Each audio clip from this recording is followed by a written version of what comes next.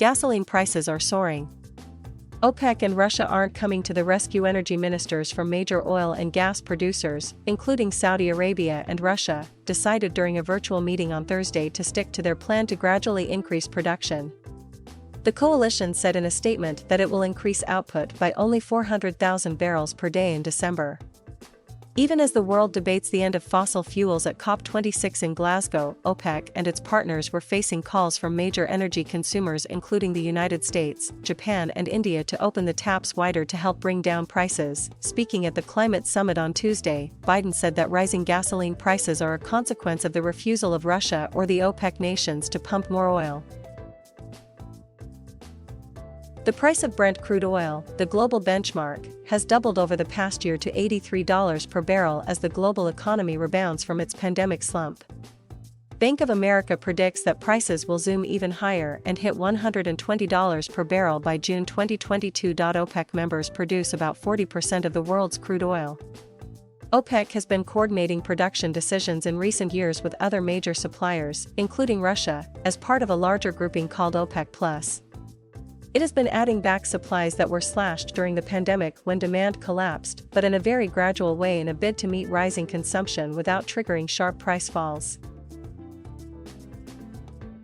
Prices of over $80 per barrel are, of course, reason why OPEC and will not be in any hurry to add supply to the market, particularly given that US producers have shown little inclination to raise output. Caroline Bain, chief commodities economist at Capital Economics, said following the decision on Thursday. Soaring oil prices are dampening the economic recovery at a crucial moment, and elevated gasoline prices could have political ramifications for Democrats heading into next year's midterm elections. U.S. gas prices have surged to a 7-year high of $3.40 a gallon nationally and are flirting with $4 in Nevada, Washington and Oregon. Gasoline and diesel prices have hit record highs in part of Europe and the United Kingdom too. Natural gas prices are also soaring, piling on pain for low-income households around the world as they turn on their heating at the start of the Northern Hemisphere winter.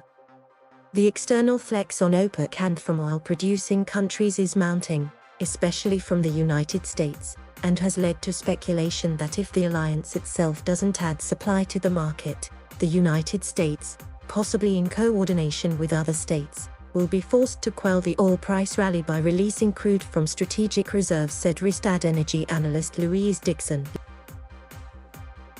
Last month, Energy Secretary Jennifer Granholm suggested tapping the U.S. Strategic Petroleum Reserve was under active consideration, before the Energy Department later walked back her comments by clarifying there was no immediate plan to do so. Biden's call for OPEC and countries to increase production coincides with U.S. attempts at COP26 to accelerate the shift away from fossil fuels in order to prevent a climate catastrophe. The International Energy Agency has said that fresh oil and gas development must stop if the world is going to limit warming to 1.5 degrees Celsius and avoid the worst effects of the climate crisis. In an announcement at COP26, 7 countries and 21 other parties, including banks and cities, pledged to end the use of coal. Ukraine, Chile, Singapore, Mauritius, Azerbaijan, Slovenia and Estonia joined the Powering Past Coal Alliance, which obliges members to stop building new coal projects and phase out coal by 2030 for developed nations, and 2040 for developing countries. And 20 countries including the United States, Canada and the United Kingdom have agreed to end financing for fossil fuel projects abroad. Several countries had already agreed to end international financing for coal, but this agreement is the first of its kind to include oil and gas projects as well.